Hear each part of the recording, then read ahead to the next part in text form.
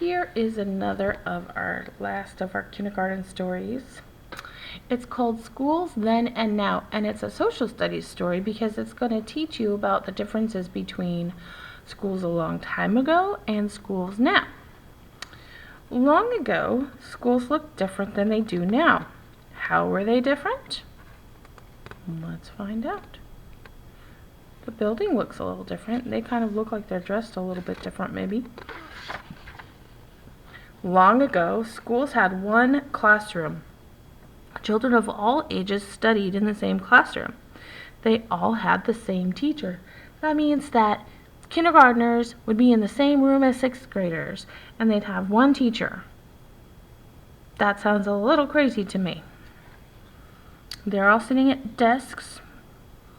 They're looking at the camera. It looks like some of them don't look very happy. Look at her face. Maybe she just doesn't like her picture taken.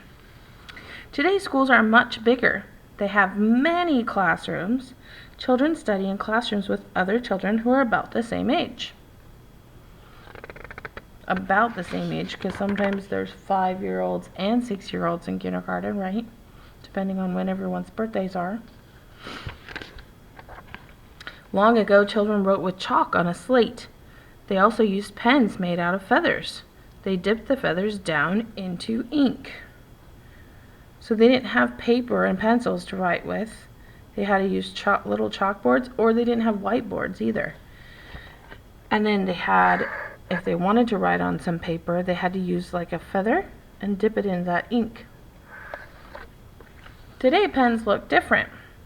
Children write on paper and in notebooks. Computers also help children write.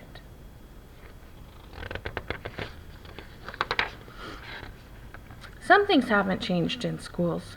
Children still learn how to read and write. They still learn how to do math.